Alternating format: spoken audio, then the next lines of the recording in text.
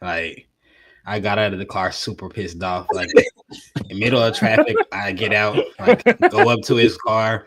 Like I'm on 10, I'm pissed because I'm stopped. Like I'm stopped for a few minutes now. It's not like we haven't been stopped. It's a drawbridge. So like traffic is completely shut down. I'm sitting there, boom. I'm having music like loud, I feel good, had a long work day. I'm listening to the new Drake and PND, like vibes are high. Yeah. Vibes are high. I hear a little jolt.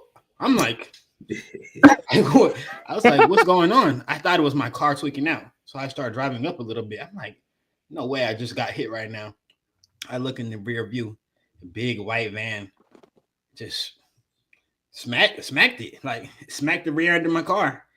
Get out of the car, slam my door. Cars driving by, right? They're still driving because the bridge went up.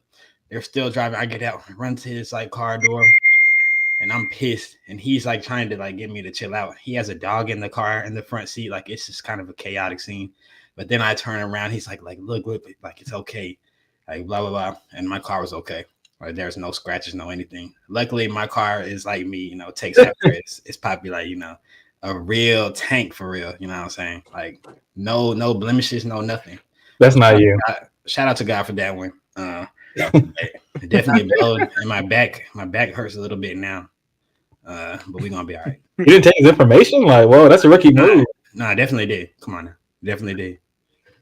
Got the And what happened when info. you swung on him? Why'd I swing on him? Like, But like, he could definitely pull out like a little gun on him. Like, Drew's not ready for that. Like, Yeah, well, Drew, wait a second, Drew. So you ain't got no scratches, no scars, bumps, or bruises. You just worried about your back right now. You didn't fight, like. bro, why would I fight someone for my I mean, car? you Like, I come on. was on 15. Like cars were driving by. Like, I was. I ran out, went to his car door, all this, like, and I saw my car was okay. And then I was like, okay, let's go. But before that, I was gonna be pissed. I was pissed because, like, how do you hit me at a standstill? We're at a drawbridge. I'm essentially in park. I haven't moved for a few minutes. Boom. I'm like, it's crazy. But I got his information. He was from Gainesville, Georgia. Actually, interesting enough. But luckily, my car's good, so I'm thankful. you go. At Take 5 Pod.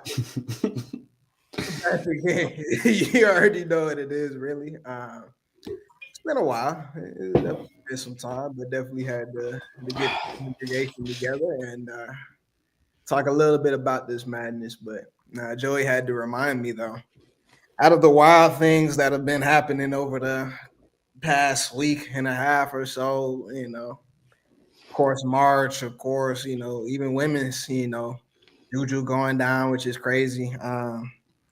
We got Stephen A on his high horse. We've got a new LeBron podcast host member.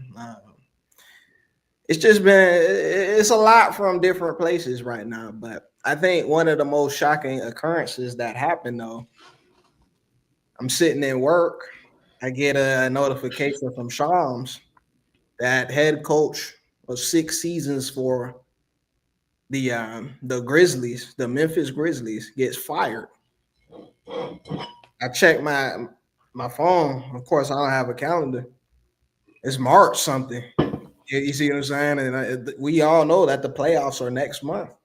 The Grizzlies, they've won 40 plus wins. Like, we're talking about a playoff team in the West. John Morant, Des Bane, Jaren Jackson, the whole Santi Aldama. Like we know that squad, right? And they've been, a playoff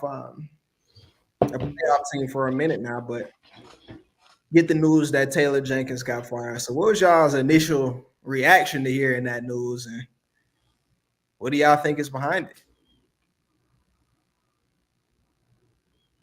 Me first. I mean, I I was confused. I'll say, like, I don't think I saw it for a while. I caught it maybe a few hours late. I think you put it in the chat, maybe, or one of you put it in the chat. And all I could say was I think it was a scandal, like, because I don't know why he would be fired for anything that's non-scandalous mid-season, or not even mid-season, 2 weeks before the playoffs. Like, I don't really I don't understand why you couldn't just delay this until the offseason if you were to fall on your face in the postseason. And I mean, yeah, if you were to fall on your face in the postseason and lose first round, then you can fire him and it would be justifiable, because you haven't really had much playoff success recently, even though, you've had your other issues with Ja Morant not being there. And I would say that's probably more of a reason. But anyways, I was just shocked and I don't really understand why. But I don't know if we ever will get a real answer on it. Joey, get in here, bro. Enlighten us. I'll admit it was definitely very shocking. I think Taylor Jenkins is one of the better coaches in this league as of right now. And I think I think it was definitely very unfair in my opinion. I feel like he had to have, gone through a lot in the past few years, especially as of recently, with all of these, injuries that happened last year, the stuff with Ja Morant. He's had to deal with a lot of personalities in that locker room. And I think the way that he's held it down doesn't get enough credit. I don't remember. I don't have the exact source pulled up for me right now, but even hearing that, the general manager didn't even consult the players before firing him too, I think was just something, a little suspicious in my opinion. I think this makes me lead to believe that there was a lot of disconnect between him and the front office. Just to name some sort of possibility, where do they see this team going long term? Do they think, Ja Morant is a piece for this team long term? Is this a guy that you want to depend on to be the leader of your team as far as, attitude, as far as personality, as far as, on court availability? Just to name a few. The ascension of Jaren Jackson, I think, has definitely, raised some of those questions. I think, if I'm not mistaken, we could pull up the stats. I think Ja Morant's usage has been, probably lowest in his career, if I'm not mistaken, since his second season in the league. They're definitely going in some sort of a new direction as far as on the offensive side of the ball. And I mean, that's great for me. I'm a proud Jaren Jackson Jr. fantasy basketball owner. Hate to brag, currently in the fantasy basketball championships. You got lucky, bro. Got lucky. Took out Ian and Julian back-to-back weeks. Oh wow. Feeling good. I'm not going to talk crazy. Hopefully, I had a DM K Cunningham Sunday morning. I sent a DM to K Cunningham I just thanked him for his service all season and told him I really need you to lock in tomorrow. I needed him to play and he didn't. Bro sat out the whole playoffs. Damn. Yes, bro. I didn't have K, and I got Ja back at the end. Luckily, he did play a few. I think he played 2 games. Me and Joey were facing off, but it wasn't enough. I was pissed. Point being, the direction I think that they're going. If they're gonna, trade, what's gonna happen in this team now? Are they gonna look to trade Desmond Bane? Are they gonna trade, try to look for a Ja Morant type of package? Are they gonna try and find a new point guard for the future? Someone that can be a little bit more reliable from 3. Even Ja's free throw numbers are down this year. It's a little confusing, especially when you've looked pretty solid throughout this whole year, and I think definitely a very underrated Western Conference team. As it stands right now, they're 5th in the West. They're on a 3-game losing streak. So this is right before the playoffs. There's a lot they got to figure out. Yeah. Well, I mean, if your stats were correct about Ja's usage rate and his numbers, maybe there was a disconnect, and I guess they thought cutting or doing something right now was the best decision. Because I'll be honest, they weren't going to really be one of the top teams in the West. They're mid-pack, aren't they? I mean, they were a top team in the West at a point throughout the year. I just let's add some more context though. So, reports come out that not come out, but it was known that Taylor Jenkins' staff was fired from under him a year ago, right, coming into the season, right, and they hired a Frenchman. Forgive me, I do not know his name. I'm not that into him. I think he's Finnish. I don't think he's French. He might be Finnish. I don't know, but you might be. But regardless, like anywho, like anywho, for real, like guy from overseas, right? It's like, and he's thought to. Well, he did very well in the league that he was in. Is what I've been told, and he was bringing forth a newfound offense towards the Grizzlies that they've been implementing throughout the course of this year. Now he was promoted to, head in the interim of Taylor Jenkins being fired there.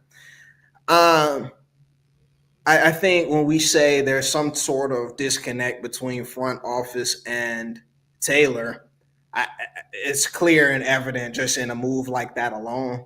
You don't take a coach's staff away, right? You want the coach to have guys he's comfortable with that understand his voice, his vision for what he wants the team to be. So when that happens, I can see friction as a result. And from what we know about Taylor Jenkins, I mean, we've seen him for season upon season. He's a bull strong type of guy. He'll go out there, he'll curse at the refs, fight for his players, that sort of thing. So I don't take him as a person that would go, for lack of better terms, you know what I mean? So I just think it was we talk about it. There's the possibility of it being a scandal. I just think we may have a front office. We know they get antsy in terms of ownership, that sort of thing, right? They're putting people in the seats. However, we're talking first round done, and not even getting there in those years. That year we didn't have Ja. Okay, so I think they're looking on a return while we have Ja in this form as a human highlight reel, because we know his injury history is starting to, it's starting to pile up at this point, right? So we hope for the best for him. But that's my kind of context around the scenario and what I think occurred. But I think we're all shocked, bro. I mean, again, the timing still just does not make sense. Does not make sense whatsoever. So I ask y'all, where do they go from here? So we have a whole playoff that we have to walk into, right? Ja Morant's been hurt on and off all year. It's no telling if he's even healthy now, even if he's been on the court. He's their leader. Des Bane, Jaren Jackson's having a great year, but where do we go from here? I mean, they go to a first round exit, bro. Come on now. They may face us, the Lakers. That's a first round exit for sure. Immediately. Yeah. I would say get them out of 5. Yeah, they're not expecting anything.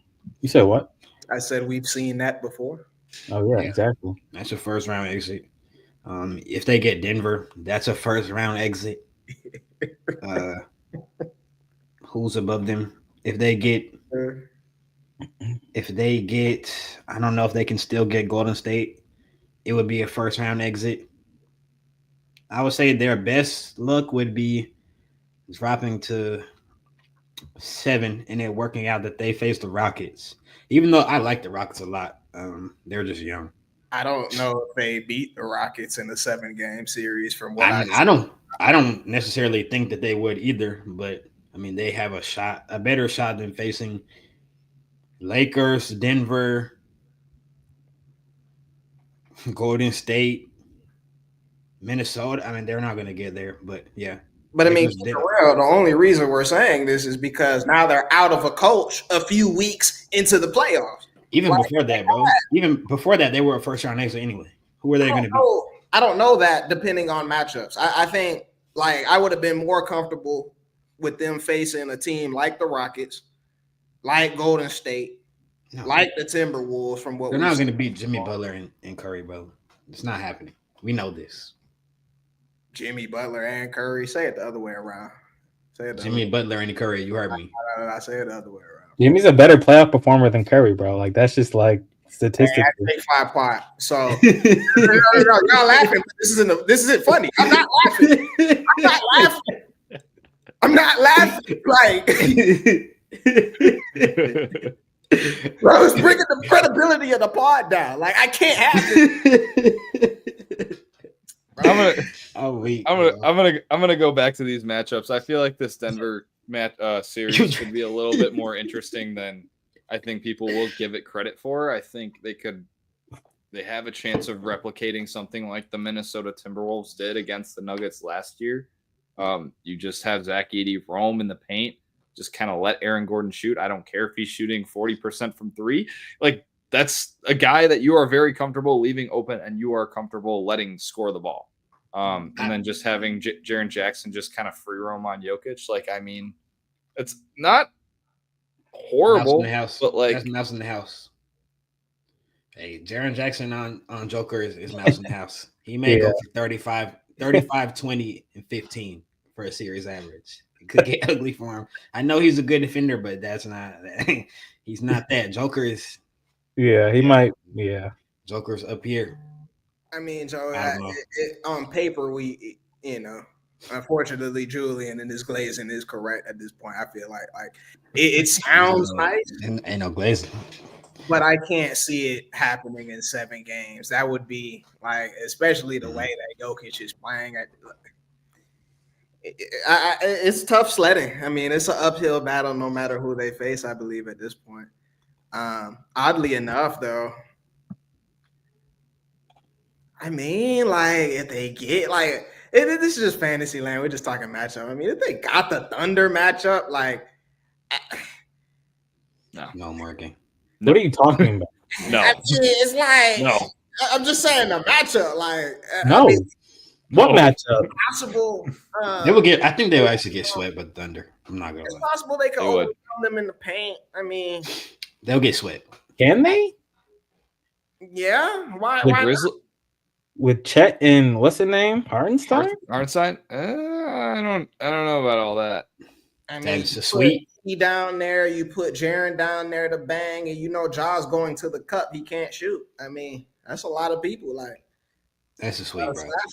I don't. That's not a sweep. The Thunder guard too well. The Thunder play defense. It'd be a gentleman's sweep for real. Not a sweep. You need real alphas to beat the Thunder. Like I'm in agreement with you on the Thunder. I think. Like, I don't think I'm not ready to declare the Thunder a 100% Western Conference champion. I'm not ready to say that. Like, some people are saying they're surefire gonna win the West. I don't agree with that. I think that they may struggle versus teams with extreme experience. I think that we would give them a very good series, just because, off the strength of having a LeBron, off the strength of having a Luka, even Austin Reeves, who has been there before.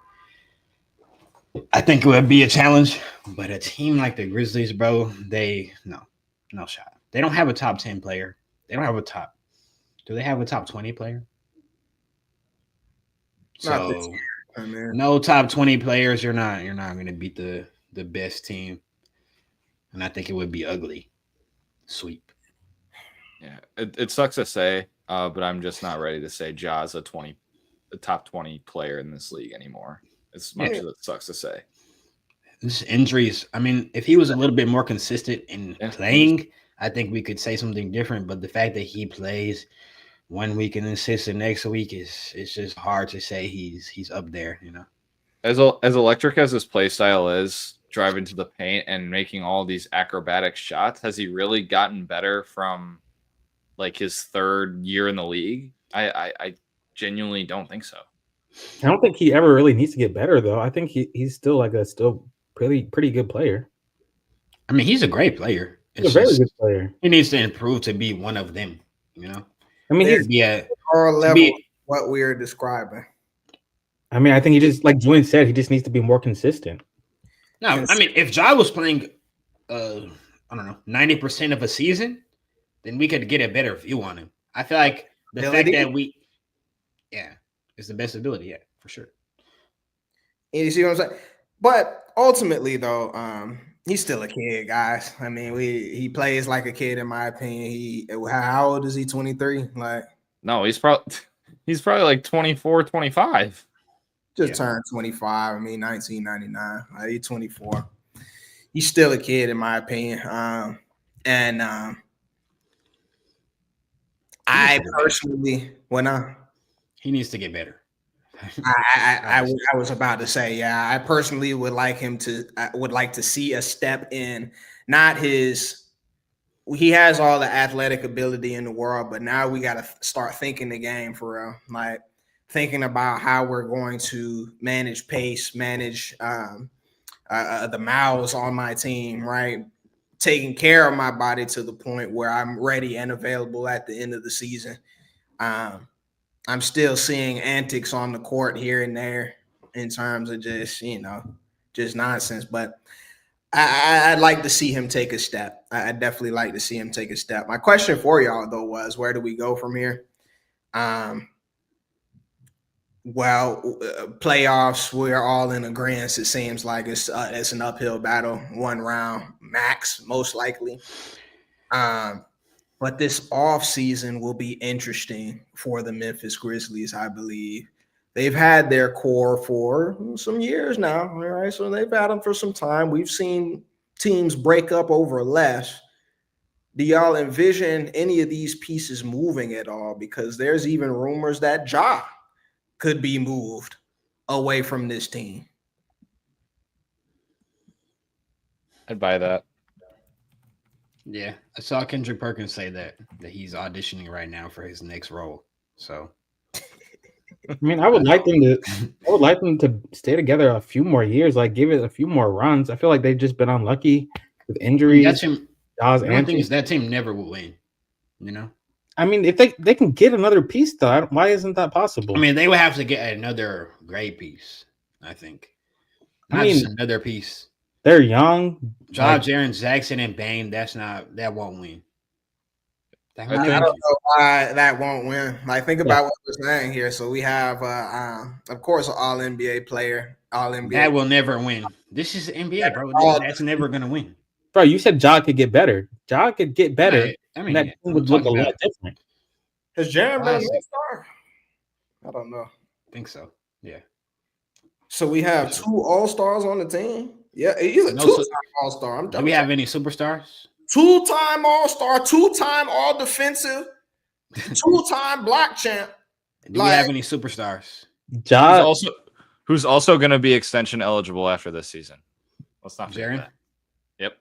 And he's super maxed out because he's super maxed because he's all NBA. So yeah, you will definitely get super maxed, and Desmond Bane is worth. He's still guaranteed like almost $200 million in guaranteed money. So goodness. Now, Des Bane is the person I'm looking at as like, can we win with this guy? Like, we know what Des is.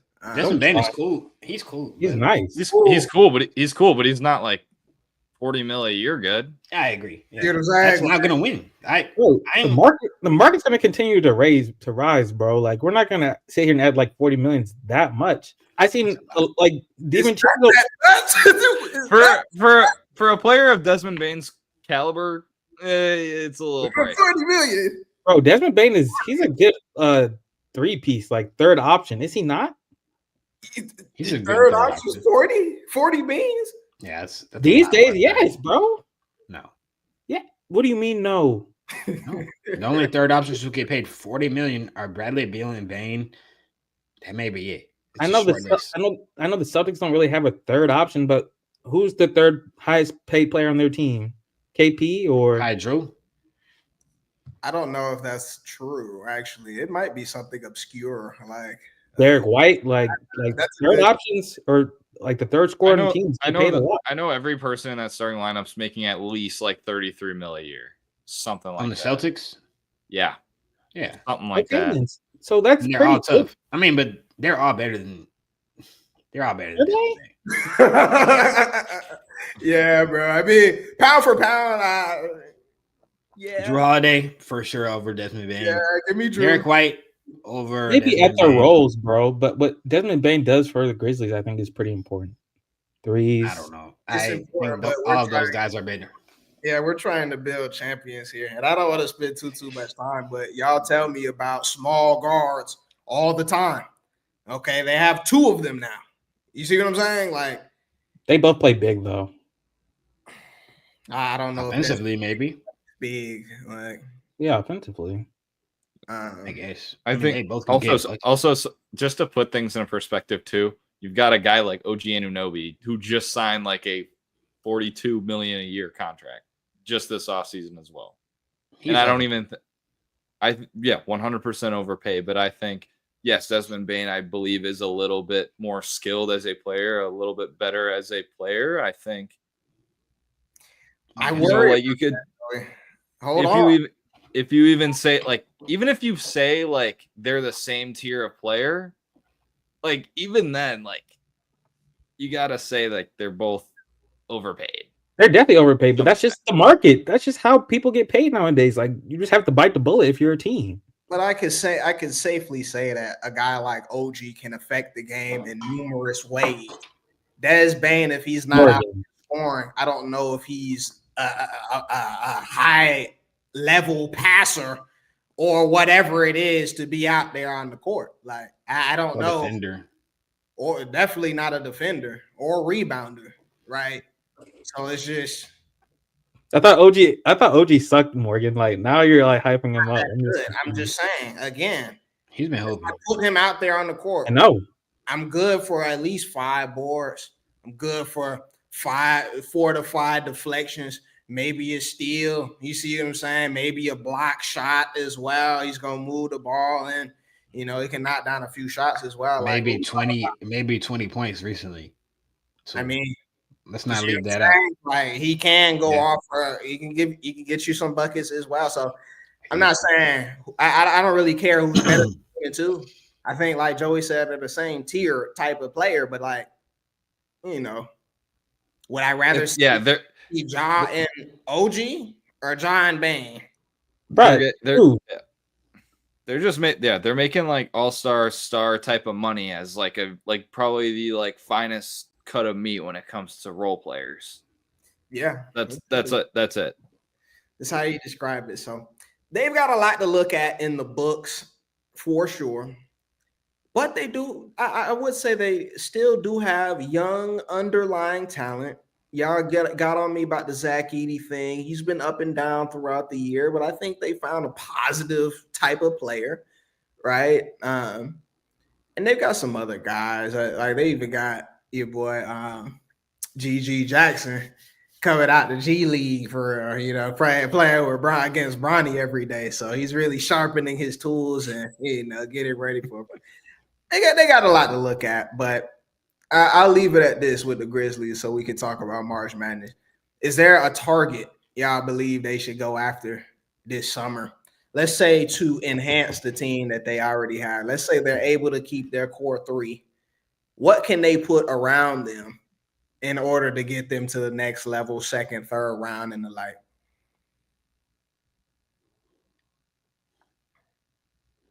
Honestly, I think I don't know if you can get like one player, with all those contracts on the team. But like if you get a bunch of good role players, I think like shooters, defense, some depth on the team, you should be straight. Like I don't think there's one player to solve their answer. Never is, but for the sake of discussion, I can't even think of anyone that would fit. I mean, fitting that mold would be like a Cam Johnson. Like he's 3-and-D. Some sort of 3-and-D wing, I think. If you're, Marvin Bagley right now is making $12.5 million this year. He's going to be off of that after this year. It'll free up a little bit of money.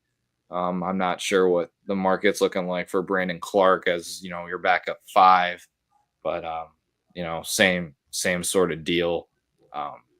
Jay Huff has looked good and he's on a very minimal contract for them.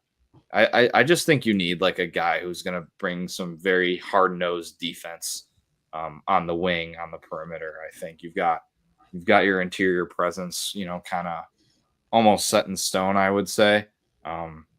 You're gonna super max out Jaren Jackson this offseason. Edey's, I think, can take a step. I think you've seen flashes of versatility. You just got to be able to move. Gentlemen, I don't know if I've really perused the Grizzlies roster like this before. I didn't even know Marvin Bagley was on this team. I'm not gonna lie. Nah, I'm actually like I'm on the verge of tears. Jalen Wiles had a good rookie year. This is bad. This is really bad to me, Joey. This is really, really bad to me. I don't know if I can pinpoint a single young man that is I don't know why my mind is doing this. It's not expendable. Like they all could go. I mean, they have good pieces. Scottie Pippen Jr. Yeah, stuff. I think this Don't is do the way I that. think about it. Like, wait. Can we not let this slide? Scottie Pippen Jr. is actually tough. Scottie Pippen Jr. is actually not gonna get you. He's not gonna get you. Bench player. He's a bench player. He's good depth, bro. On me, he's good depth. What? Oh, brother. Scottie Pippen Jr. is a great bench player. He's a great bench guard. player. Yes. He's a great bench guard. Yes. What has he done for me? What do you mean? What has he Was done? it his second year? This is his second year? No, it's been multiple years. He's been in the G League. He's been a Vanderbilt. Has he? It's been many. He's been on the Lakers. I mean, he's Got to be at least his third season. Is it? Yeah. I'm not knowing. Here's the way that I'm also going to think about it. Yeah, you mentioned GG Jackson. Like when they were injured last year, GG Jackson was stepping up and he was getting buckets when nobody was available enough to get those buckets. Now he's coming off of an injury and still trying to find his way in that lineup. Like this is like they have guys. Like they actually have guys, but like they've like especially their young guys like GG Jackson, Vince Williams, like these guys were forced to put up numbers on a very limited squad last year. They got to find their role now. They got to find their role. You're not going to expect them to put up numbers. Like these are quality guys. They just need to find their role on a very healthy roster now. I feel you. I really do. But I'm sitting here. I'm trying to tell y'all that the future just looks very dark to me. Like very cloudy, very stormy skies that I'm seeing here. Like, and I just there's not a single young man that I could really point to though, Joe, excuse me, that I could say he belongs with our core three. Period. Like he belongs. He should stay here this summer. We're gonna cultivate this guy. He's going to be a vital piece going forward for me. That's not Scottie Pippen Jr. in my personal opinion, Julie. I don't know what you've seen him or when you watched him, considering your He's been hoping. But you don't even have league pass, so I don't know what you've seen from him. But bro, we can go to Stream East and see the same thing. Yeah, bro. I can pull up Stream East and see the same thing that I can see on League Pass. Be for real. Come on now. I'm just saying, I don't know what you've seen to make. Scottie Pippen Jr. has been playing good ball. Do you want me to read you his stats? Bro, there's a lot of dudes that been playing good ball. Like I can find guys to play good ball. He's a bench player though. I can find bench players. He's not saying he's like an all-star caliber player. He's just giving you good minutes when you need them. And I'm telling you that I can find that anywhere. It's not something that I can say he belongs with this core. I can't say that. Okay, number one, see, you already messed up. The question in itself is BS. The core is not winning. Why are we talking about what they can add to the core? The core will never win. Okay, we've already established that. So let's get Desmond Bane out of the paint. Okay? Let's get him out. Get Desmond Bane gone. If you want to build around two, let's pick Ja and Jaren Jackson, and then you fill out your roster from there. This core will never win. We know this, bro. I don't think you can really get that much better at the two guard. Like what? What Bane? You don't have to get better. You don't have to get better at that position specifically, but you can get better as a team. Desmond Bane, those three are not winning. Be honest. Okay, let's just look at the West. Are they ever going to be better than the Thunder? No, That's how they draft. You have no idea. Bro, Ja is, like you said, Ja is an up and coming superstar. Jalen, what's the name? Is Jaren Jackson is one of the best defenders in the league. You said you can build around that. That's a lot of money left. Like, I don't understand why that's so crazy, especially if they draft Jaren Jackson and Bane are gonna be better than the Thunder. Nah, I'm not saying Bane. I'm saying if you like you said, throw out Bane, build around those two. I think that's possible. Why couldn't they compete? I mean, yeah, they can compete if they do that. I'm talking about with the three that they have right now. That's not ever going to win. Oh, yeah, that won't ever be enough. Ever. Joey, am I looking at these picks correctly for the Grizzlies right now? I kind of want to have a little bit of an interesting concept. You trade away a guy like GG Jackson, you maybe sneak into like a few of your young guys, sneak into the lottery. Like some young team in the lottery would be interested enough to. I'm not saying you're getting a lottery pick straight up for GG Jackson or anything, but like, get a few young pieces together. You get a nice package together. You end up with a VJ Edgecombe who could be decent on this squad on the wing. Great defender, doesn't really have to like go get his own shot, but can give you some very quality like role player minutes. Like, that's not a bad concept. I feel like you'd have to like figure something out, but like maybe a reach. But I think that could be a little interesting. I'm not gonna lie. They will have to give up. I think they'll have to give up much more than a GG Jackson. 100%. Edgecombe is going probably top 10. I think he is. So you will have to give up. You'll probably have to give up Desmond Bane. For a top 10 pick. I think here's another name. If you're looking to trade Desmond Bane, Zach LaVine. Like if it would be cool, but I think that they need if the Kings flame out, like I think they need more of a defender. Secondary ball handler, he will still give you some very nice quality catch and shoot minutes. I can't believe I'm agreeing with Julian this much this pod. We're going to get into some stuff later, but I don't really know what the difference is between a Zach LaVine and Desmond Bane. He's better. Much different. Yeah, he's bigger for sure. A lot of people are better. Who's better? Zach LaVine is better than Desmond Bane. Bro, Bane was going off in the playoffs not too long ago, bro. Like Bane is a solid scorer and very good shooter. Joey, is Zach LaVine better than Desmond Bane? I like his off the dribble creation more, in my opinion. Desmond Bane is not like that. I'm sorry. Let's be honest. Desmond Bane is tough for sure, but like Desmond Bane is cool, but he's not that. He's not like that. He's not an all-star. He's cool. Bro, but Desmond Bane at his peak was shooting like 40 from three, though. All right. I know Zach can shoot too, but bro, like shooter. He can fill it up, pause. Like, if necessary. To me, they're very similar in terms of talent and ability. I just don't know how that sways us to be a better basketball team. So I'm gonna just call it honestly. I think in conclusion, you gotta just keep what we have, try and build around the edges.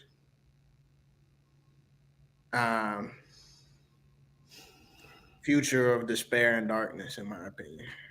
I don't know where we go from here. That's a far part. Kind of like Atlanta. Atlanta has a better outlook than them. I'll be honest. Let's talk March Madness. All right. 4-0. Oh, Drew, how you feeling, man? I feel good. Shout out to me in my brackets. Better than Morgan in all of his brackets. As usual, belt to behind. Morgan was talking a lot last season because they got a lucky win. Shout out to Zebras and the refs for carrying Zach Edey over Tennessee and Dawson last year, boosting you over me. But we know every year consistently, my bracket's gonna be in the top 5 every year. It's gonna be up there. So, are your shorts still on? what? Like I touch your Calm ass, down. like it's the Super Bowl later. Nah, that's all good. No, not you for real, for real. This was one of them years. Well, I put it in chat. I thought this was one of them March Madness seasons. Collectors just overthought what we already knew. Of course, we have 4 number 1 seeds. It's not something that happens often. So you tend to pick against that.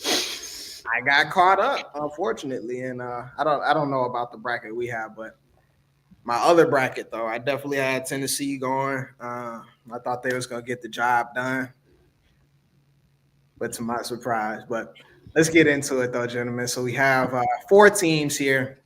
Got 4 people in chat. So Joey, what team should we start with here?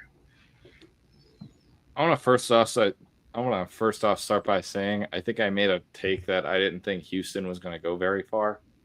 Sorely mistaken. I'm. This is why I'm currently doing bad in March Madness right now. I don't even want to talk about my bracket success right now, but I don't know college ball apparently. Nah, what's it called? Houston, they're cold. I didn't know that either, honestly. I mean, I picked them to go Elite 8. I think I picked them to go out to Tennessee, and that was a massacre. Like, oh my goodness. But yeah. Yeah, they just weren't hitting shots. It wasn't even that they weren't hitting shots. They couldn't get shots. Yeah. Like, they couldn't even generate an open look for anything. It was the first 10 minutes of the game. I don't know if they had more than 2 good looks. It was just incredible. Didn't literally all the number 1 seeds make it to the Final Four? Yeah. That's absurd. Yeah. It was a chalk bracket this year. Pretty much all 1s and 2s made it to the Elite 8 too. The only one who didn't was, I'm trying to think, St. John's. I think they were the only one who didn't. I'm lying. St. John's and somebody else didn't. Can't remember who. Because Kentucky made it as a 3 and Michigan made it as a 5. But other than that, it was 1s and 2s, Elite 8. They all handled business too. Like, the only close game was really like the Florida one, which they should have lost. The Florida against what's it called? Texas Tech. Mm-hmm. Like, what's his name? Walter was just doing Walter things, I guess. No, that definitely was a miracle-like finish there. I was definitely very scared throughout that game because bracket would have been even more kaput after that. But yeah, so all number 1s here. Let me talk Houston since that was brought up first though. Julian put in our group chat. I believe who are they playing, man? It was Tennessee. It was Tennessee, bro. Was it Tennessee? Yeah, it was. It had to be. It was Tennessee. Drew said something along the lines of like, this is some very professional basketball that we're seeing there. And what he meant by that was the fact that, I mean, they played the game in every stage, if that makes sense. So they started out hot. They started up and down. They made sure that they established themselves inside first.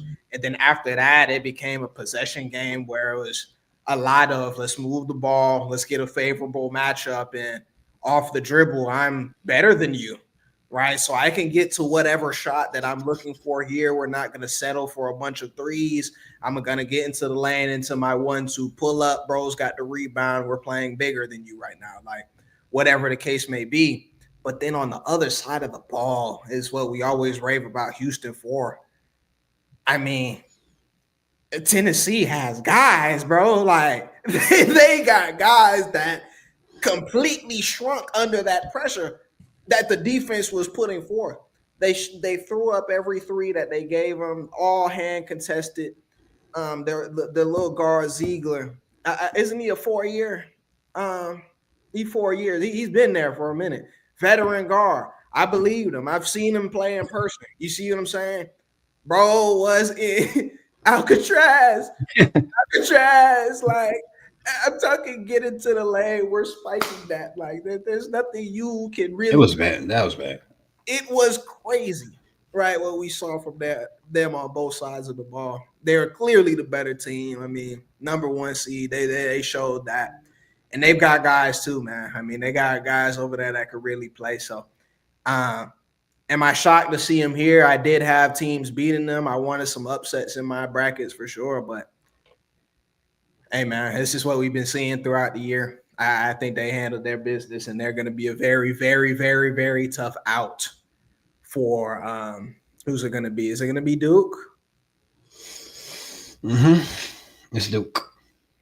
It's going to be a very, very, very tough out. It's going to be a very, very tough out. But we can switch gears to Duke a little bit and talk about JT for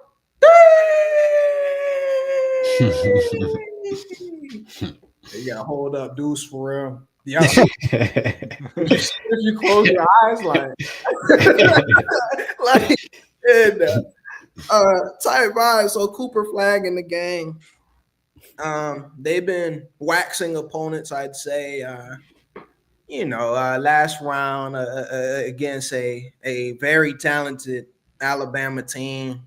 The Tide was rolling. And then Julian opened that mouth.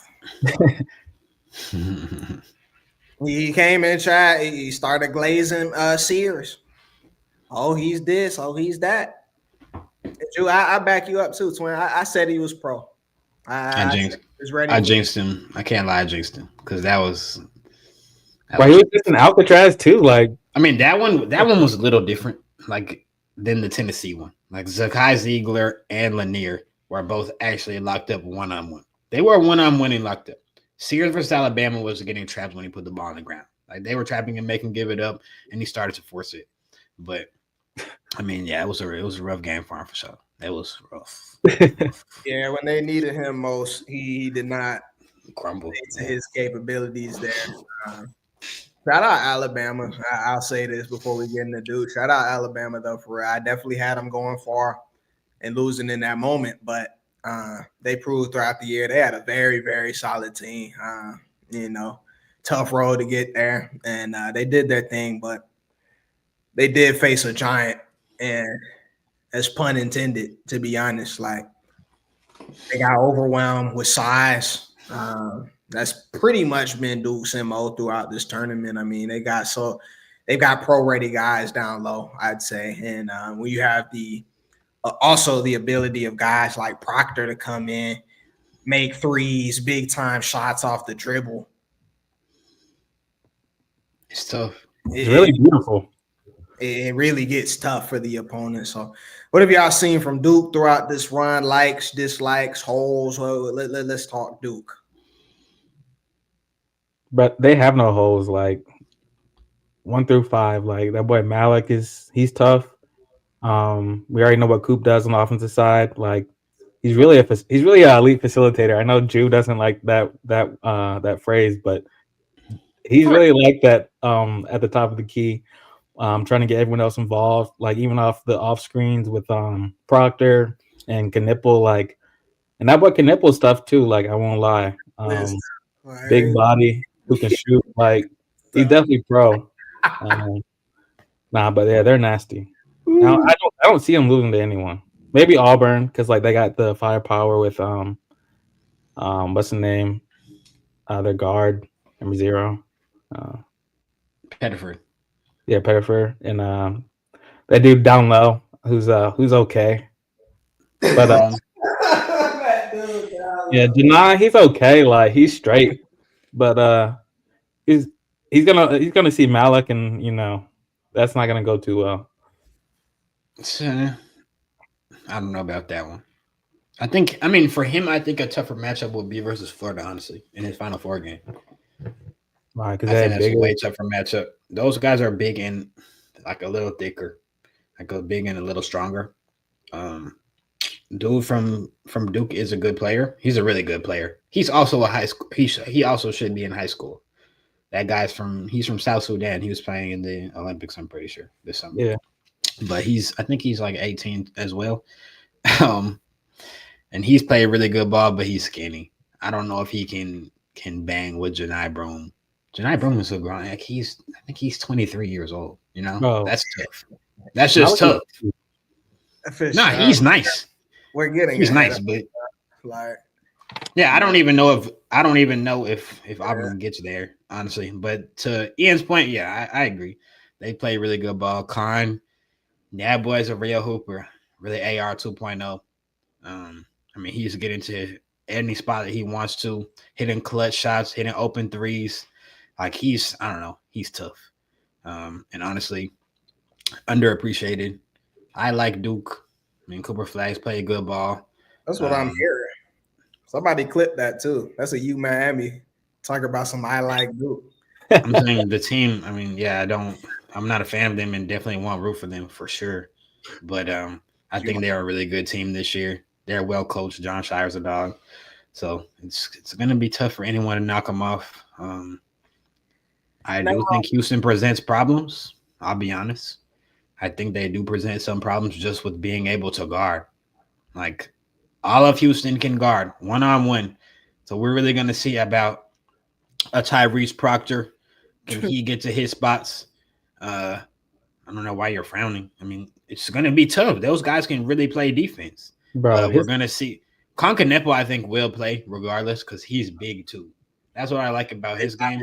Yeah, he's big, so he can use his size to kind of walk you down and get to where he needs to. Cooper Flag's going to get his. Like we know, he's one of the better players for sure. And then the center, I think that's an interesting matchup. Like he's also going to face off against another maybe fifth year, I think, for Houston. And that just gets tough. So I do think they present some problems, and also they can get to their spots offensively, as we saw versus Tennessee. Tennessee's a great defensive team. Those guys can guard. So Kai Siegler, like that's one of the best defensive guards in all of college, maybe the best on-ball defender. Even though he's 5'9", he's just a complete pest, and he presents problems for you right when you cross half court. So I don't know. I think it'll be an interesting game, and I can see Houston giving them a good game. But I did pick Duke in my bracket to go. Now let me get in here because the question I have to ask y'all is how do we dismantle a team like Duke? This is my wheelhouse. This is what I like to discuss, right? When we have a giant, how do we create the David? Now, Joey, we have a team in Duke, a lot of size, great guard play. They've got guys that have been there, some guys that have not. Great coaching, as we mentioned. How do we take down a team like that? I believe that the Houston team, right, has the not the pieces, but the personnel, the personnel to present various challenges. But the only way they can do that is if they actually want that, right? Julian, this is a game where it's got to be scorched earth, I believe, on the defensive end. Scorched earth. What do I mean by that? Trapping at half court, getting Duke out of any type of comfortable offense that they want to play, right? We're pressing up against every guard, forcing the referees to make a call or swallow that whistle, which we know they will. It's the Final Four, all right? We got to get up into Proctor, right? Really sit down and see what it's like. Now with the Cooper Flag thing, we've been making a lot of different comparisons to what NBA players he's like, right? And we settled on there's a spectrum, okay? But what we can safely say is his ball handling capabilities are not to a point where he cannot be blitzed and turned over. I'll say that much. So, like I said, we're double teaming on the catch. Nobody's posting up without seeing multiple bodies. I want you to make some plays where you have to skip it across the court, and we're into a closeout situation because, again, Houston has the capabilities of doing so. All right, we're going to muddy this game. 40 points max for each team. 40 points max for each team. You're shaking your head, but that's the game that we need to play here. It won't happen, but that's the game that we need to play here. It has to be strictly defense that we're talking about. Strictly defense. If you turn Duke over, I'm gonna just say 15 times. I'm gonna say 15 times. That's a lot of turnovers, right? It's doable though. It's doable. Give me 15 turnovers off of Duke, then we're going home. Going to the next round. I mean, I think that Duke's vulnerable just because I don't think they have a point guard. Like Tyrese Proctor is a good guard, but he's not a point guard in my opinion, especially not an NBA point guard. I think he'll probably play two guard. And when you're playing a team like Houston, who is faster, quicker, they're shorter, but their defenders are going to cause problems. So I don't know how that's going to work without having a true ball handler. Like, I don't know. I guess you have Knipple and Cooper Flag. But yeah, we're gonna see how that's gonna go. I mean, Cooper Flag might not be a ball handler, but he can handle the ball for sure. Yeah, he can handle the ball, and he's a very good passer. Like, no, I agree. I'm just saying those guys are gonna be up in his chest. Yeah, but Morgan was talking about some double teaming. That's not gonna work. He'll find the dude he passes out a double well. He'll find a dude across the court. He'll find Proctor in the corner or Knipple. Like, I think that it's a different double now, though. Like a late double? No, I'm saying a more aggressive double. Houston, just a better double. Houston is just very good at defense. So they're very, very good at defense. They close out. They can slide their feet like none other. You see what I'm saying? So again, I don't think there's going to be a team. I know Julian was talking about Florida with their size. I don't think you can beat Duke with size. They're going to meet you there. You got to be scrappy. Like, you really got to fight and physicality. Physical, muddy up that game. And like I keep mentioning, make the refs either swallow that whistle or make crazy calls that we come back on the next Tuesday and say, hey, that was nonsense. Like, that was just crazy. It was weak. Like, but we're gonna really see what these guys are made of in that matchup. I'm very excited about that because this is also another prediction I have, and this is for you too, Julian. This is the game where Cooper Flag goes out bad. Okay. This is not the game where it's funny. Yeah, it is funny. He's a Glazer fan. This is not the game. He waltzes out there and gives me 30, 10, and 11. No. This is the game where he's going to have to give me 15. He's going to have to give me 15 good ones and 11 boards and 3 assists. He already gave you that last game, I feel like, though. I mean, it wasn't. He did not play well. Last game. It wasn't. He scored a few garbage time, like layups and free throws, but he played poorly. I'm talking about that scoring. He didn't score the ball well. Just be honest. He didn't have a great I texted y'all. You know it's bad when they bring up a 3-week-old ankle injury. They said, you know his ankle was hurt at the ACC championship. I was like, bro, you already know what time it is. That much getting locked up. Hey, he wasn't getting locked up, bro. He was getting to his spots like he was still he was like the offense on contested jumpers. I mean, on contested shots. He was not getting it easy like he had been. And then and they said, you know, in the ACC championship, he turned that ankle pretty bad. He turned that ankle pretty bad in the ACC championship. We don't know how healthy he is. Okay. Right, he did, though. Yeah. He did. Come on. He definitely did. But I mean, we weren't saying that last week. Like he had a 30 ball like a few days ago. Like, come on now. Oh, cry. The 3-week-old injury. That was hilarious. That's what you know. When the announcers get in their bag like that, you know somebody's going outside. You know, it's the wear and tear over the course of the high, tight matchups. You see what I'm saying? Like, it wears on the ankle. Like, I don't know. But like I said, though, I think this is going to be a tough matchup for him. It's going to be physical out there. There's going to be a lot of guys. It's going to be a lot of this. You see what I'm saying? It's going to be a lot of this. Even our best players don't like that. So, yeah, let's do it. Let's do it for real. Let's finish off with this Auburn and Florida matchup and what we're seeing here. We've talked briefly about it here, but who do y'all have in that game to come out of it? I have Florida because my bracket says I have Florida.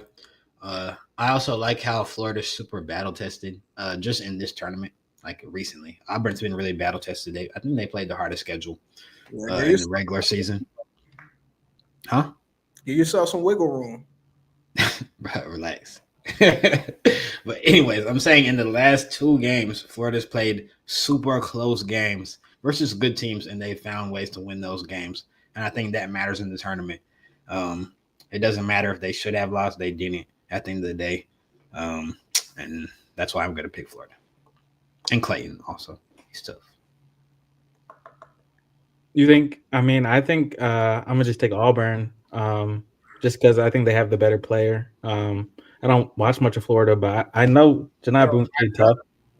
Shut up. I've seen Janai Broome play enough to know that he's pretty good. He's very good. It's yeah, just very good. different. It's different though. It's a matchup game. Last time they played, Clayton killed them, and Janai Broome went outside. Yeah, 4-1. Mm-hmm. Yeah, I mean, I could see that. I mean, it's because he's got a bang versus I think they're 7-footers on Florida. Yeah. That guy. I do want to say this. Number 9 on Florida. I don't like to disrespect people personally. Number 9 on Florida should not touch the court. Can we just be honest? I was watching the game. What was this? Friday? Saturday? I don't know. This last weekend. My bracket on the line. Bread on the line. Right? Bread is on the line. Every time he touches the ball, a catastrophe is about to happen. If he puts it on the court, immediate turnover. If he shoots the ball, he doesn't hit the rim. Mm-hmm. Like I don't understand. He did make one of the game-winning rebounds. I will shout out to him. But good Lord, please play the 2 white bigs all game. They were hooping. Number 5, he was hooping. He honestly hit the biggest shots of the night. Well, we'll talk about Clayton's fadeaway threes, but without the 2 threes that he hit, they're out. Prior to that happening, they're out. And the super tall white guy, he's tough. So they got to play them this game, and I think they'll be okay. Let me get in here. A lot of talk about the Walter Clayton. We know what he is at this point, right? One thing I know for certain is that it can't be him, right? One thing I know for certain is that it can't be him, okay? We're going to throw everything that we have there for sure to eliminate that in any way possible. So it's going to have to be somebody else stepping up in order to get them over that hump there.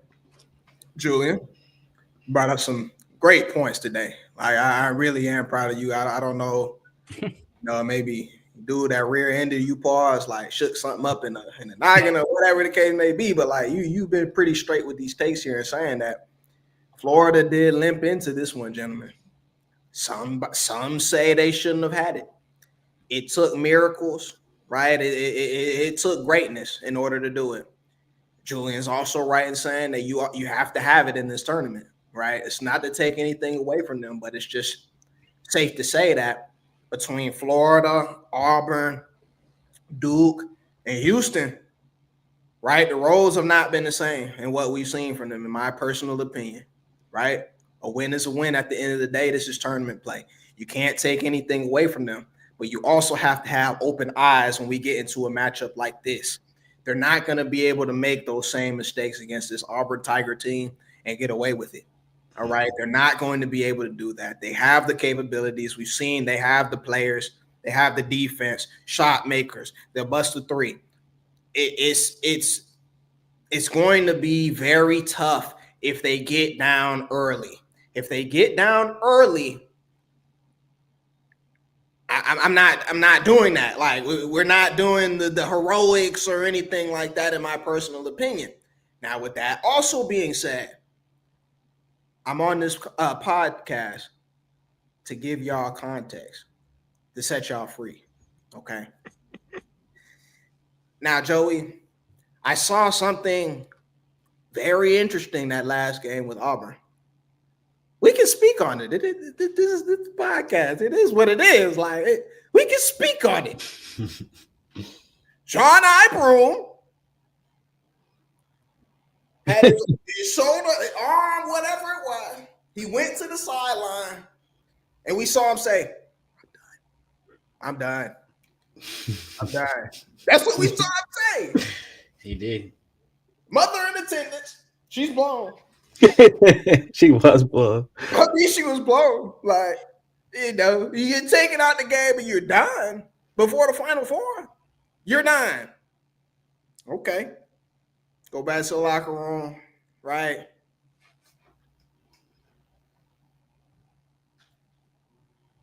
Cole, put me in. Put me back in. Bruce. Hey, Bruce, nah, for real, put me back in. Yeah, the scorer's table and everything. Put me back in. Nah, I'm good. Comes back in with one arm. Starts playing minutes. Then has to get sat down again. Then starts asking to come back in. The game's already over at this point. The game is over, right? Now, Julian looks crazy because this situation is crazy. I don't know what his injury status is, and that's the best player on the floor. Bro, he hit a 3 like right after, bro. Like he's straight. He did. Oh, it's great. I don't know how he didn't have serious damage to his elbow though. He came down full body weight. He's 7 foot or I don't know, 6'10". He came down full body weight on a straight arm, and He definitely hyperextended it. Yeah, it definitely extended. I have no clue how he escaped a major injury, but I don't know. Maybe he's different. I know. We call that adrenaline. Yeah, probably was. But he has a whole week. They shut him up with the cortisone shot in the back. They probably did give him a cortisone shot. Yeah. He has a whole bro. He has a whole week though. Shot of Tito's in the locker room. Feel a thing. Dude, a week off helps a lot. Straight. A week off helps. But what happens when, I put my shoulder into you going to if I'm Florida, I'm going at that arm for sure. Oh, just being honest. Yeah. Of course. So if he goes up for a layup, I'm fouling him hard as hell. I'm just gonna be honest. Like I'm fouling him hard. Like, come on now. That's a different Jew. This is not different at all. This is how I play sports. You know me. He snapped. He snapped. Hey, if anything is consistent, that's consistent. We're gonna play for real. We're gonna compete. Like, come on now. But Julie, he picks up when I put it down. Pause. Like he understands where I'm going with this. Okay, because if John I is not right, then that team will not be right. They have other great players. Now they really do. They have a solid squad. I love Bruce and what he's been able to do over multiple years. I mean, we've been watching Auburn basketball since Walker Kessler came through.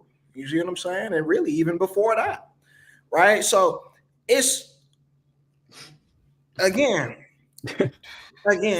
It got treacherous. I like Duke. We got that clipped. But again, like, is he going to be right? If he's not right, it's Florida for me. Okay. If he is right, then I like the Tigers to do what they've done, handle their business, etc. Talk about wiggle room. Hey, talk about wiggle room. Hey. On my bracket. On my bracket. Bro, there's no way I just saw Ian down there just shimmy. He's wiggling like it's a little wiggle room. Wiggle room. Context will set us all free. Now, my bracket is going with the Auburn Tigers, right? So let's keep that consistent. I'll see y'all at the ship. Do we have any more takes today, gentlemen? You say Cooper is gonna have a bad game. I just want to let you know he's gonna definitely go off again. So he's the best player in the country. Then go to the Sixers. Then it's a happy ending. All right, that's all. Delusion. I would just like Ian to have a friendly reminder that pick is going to be 7th overall, and they're going to take Cayman Malawach, the Thunder. So that protection is going to be gone. Sorry. Future of dark despair. At that point, it will definitely be dark and despair. Cloudy. I saw yesterday that what's the commissioner's name? Adam Silver is a graduate of Duke. Adam Silver's a graduate of Duke, so he's finna cook it up to send Coop to some tough. Cooper's going to the Spurs. Let's be honest. I can see the Spurs. Adam Silver. Sure that would be. Bro, LeBron didn't go to the Cavs by a coincidence. Let's be honest. Let's be honest. I don't think he The did. NBA is about to cook that up. Adam Silver is a Duke grad. Cooper's not going to Charlotte. He's not going to Washington. He's going to the Spurs. Let's be honest. He's going to the Spurs. Where's the viable option? Like that. That's pretty tough. That's probably a playoff team right away. It's the most wonderful time of the They year. would have been a playoff team this year. Probably. Yeah. I've got an interesting question Okay. that I want to see what you guys say about this. Pelicans get the first overall pick. Are the Pelicans trading Zion Williamson? He's out of there. He's Yeah. gone. He's gone. Yeah, right away. Out of there. Get him out of there. Back his bags. He's gone. Maybe He's the out only of there. reason that they would is just because now you have a new face of your franchise, I guess. But I don't think he's going to be better than Zion. I'm just going to be honest. I don't think he's going to be. I mean, Zion doesn't play. That's what makes it tough. But like when Zion plays, There's their answer. And you're nah, right. that's- Okay. nah, that's fair. So I'm just saying when Zion is healthy and going, it gets serious. It's serious. When is that though? At the same time, that could be healthy just this year. Julian.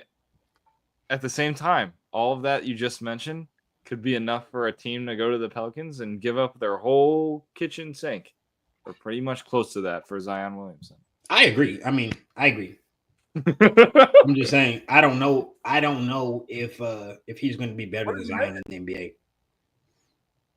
what does Zion make? I don't know. A lot. Because y'all know where he's going. He's got incentives that deal with his health too. Yeah. Yeah, I think he does. Yeah, He definitely does. Brett probably does have a weight clause at this point. Where? Yeah. Yeah, I mean, it's not like where did he want to a lot of go? money, Didn't he want to go to the Knicks or something? No. Yeah, hear me out. Listen to me though. He's finna say Hawks. Wait. I've been trying all day on the spot rack, whatever it's called, right? Been doing mock trades all day. I seen 36 million tied to his name. 36 million. Okay. And by the way, just in for your perspective, right? That's why that comment about 40 million not being that much, that was idiotic. Okay. That's So he got that contract like 5 years. Let me go though. That 36 million. Clint Capella gonna give you 22 of them beans. You see what I'm saying? Clint Capella gonna give you 22 of them beans. Larry Nance gonna give you another 11, 12 of them beans. You see what I'm saying? So it's like, hello, Dude, hello. the Pelicans are not taking Clint Capella for Zion. Getting them off the books. I'm just getting off the books for real. I'm just saying the Pelicans.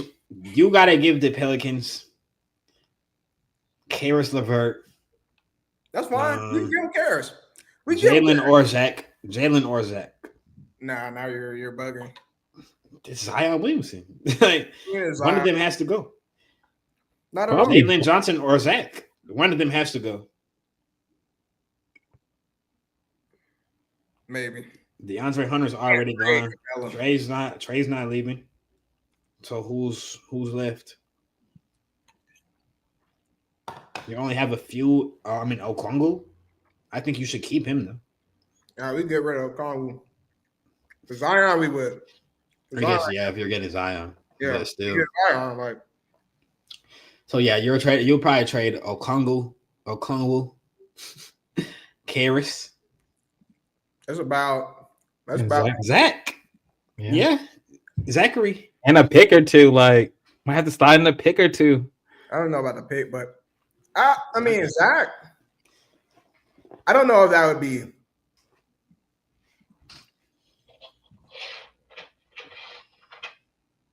Zach is We also know the Hawks aren't doing this. The Hawks are not going to do this. The Yeah. Hawks don't do anything. cost is too. The price is very high. The price is very high, but we'll do something though. All right, fellas. Let's go ahead and wrap this up. I want to talk. Can we quickly talk about? Let's touch on the Clippers real quick. Do we see what Kawhi's doing? I want to give flowers. I want to give flowers to Klopp. Yeah, we're gonna be out 7:30 on Tuesday. You see what I'm saying? Be out on YouTube, on Twitch, on X, Twitter. right? We even putting out some TikTok content out there. Shout out to Ian doing this thing there, right? So y'all just make sure y'all check us out. Stay tuned for live updates, everything like that. Yeah. James Harden is very good though. He's very good though. Definitely Hall of Fame. Top of the total poll when we talk about shooting guards that have ever done it, really. So, shout out to him and what he's been able to do with that team, keeping them afloat in the absence of multiple vital role players that have been in and out of that lineup throughout the year, really multiple years, really a career. But you see what I'm saying? So, just shout out to James doing what he's been doing.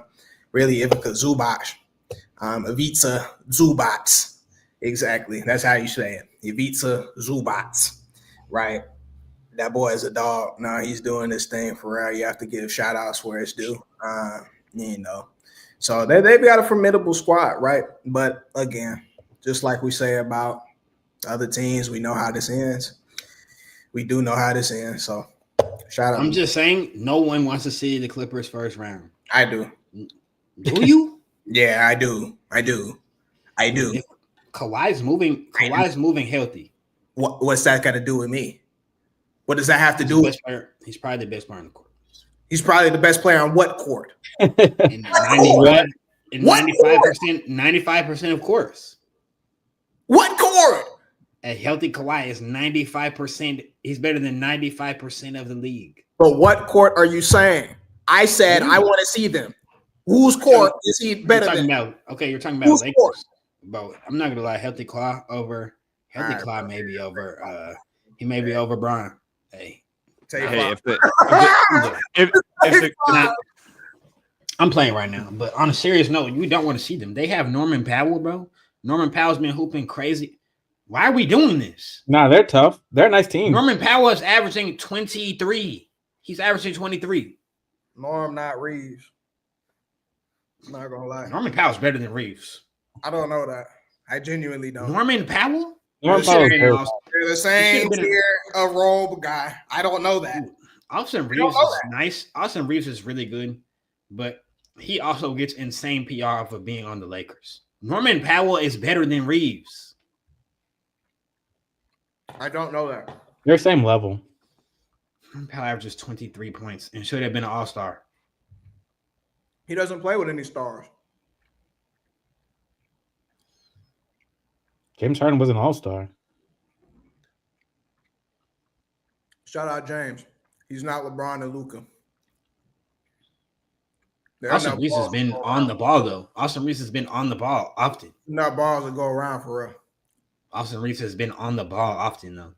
So has Norman Powell. Yeah, I agree. I'm just saying he gets 23. Kawhi was missing a lot of the season. That makes sense, though. Of course it makes sense. Yeah, it's 23. But of course that makes sense. There's enough balls to go around. There's just a void in that salary that they have allocated towards that team. There's a void there. So, yeah, it makes sense. He's got a lot of run this year.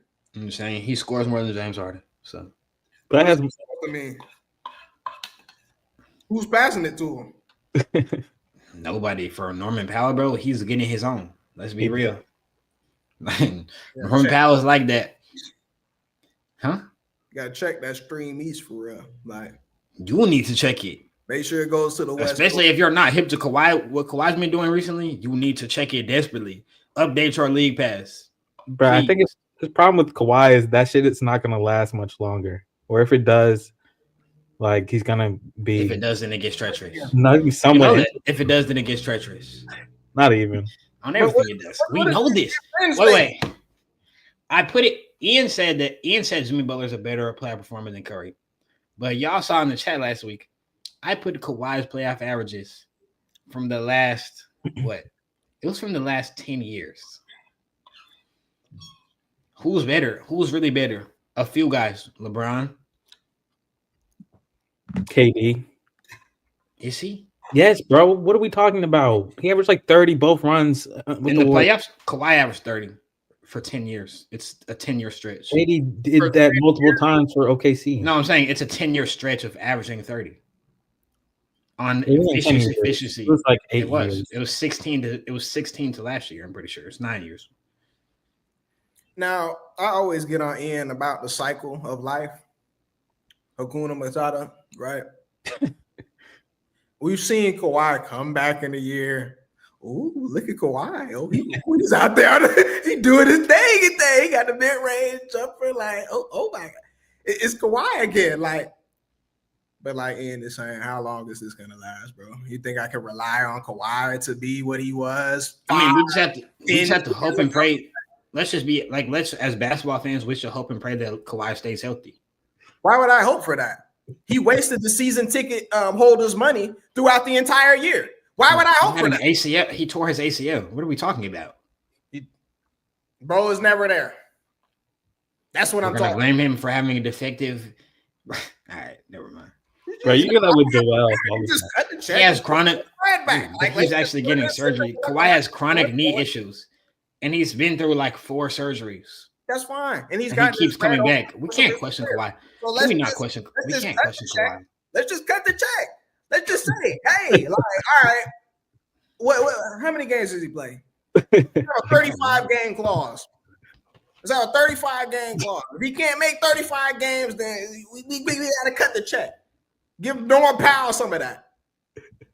Right? It's nobody's fault. It is what it is. Like, it's business. Yeah, he's just glass. Like, business. Like, I agree he has injury issues, but I'm just saying, as basketball fans, we should be appreciative of what Kawhi is giving to the game, especially through many players would have retired. They would have. Multiple surgeries year after year. He got all the sympathy in the world for Kawhi, but not Joel Embiid. Joel Embiid has never given us anything. There's the difference. Kawhi's a multiple-time Finals MVP and a champion. Joel Embiid is a first round. Joel Embiid is a second round exit waiting to happen. Jimmy Dunk, Gino Blee, CP, on everything. Kawhi was the best player on the team when he won the MVP. Kawhi was the best player on the team, very obviously, and dominated the finals. Go look at the finals. He dominated the finals. No, he did not dominate. He dominated the finals. That's a crazy statement. He might have led him in points, but like, let's be real, bro. Who was really scoring the most? I'd say 5 points. He dominated the finals. I'm telling you. I can't imagine what he's pulling up. But again, y'all, it's been real. It's been real. You see what I'm saying? Pull up his game log. I'm just gonna let you know. My God, I can't believe I'm talking about this in 2025 though. But again, I don't know. Joe had Timmy D though. 5 championships to his name. Tim Duncan by then was playing off. Might be able to do something. Never underestimate the heart of a champion. Like, first and foremost, like, what's wrong with you? What is wrong with you? You're doing that right now. Do you know your history? Do you know yours?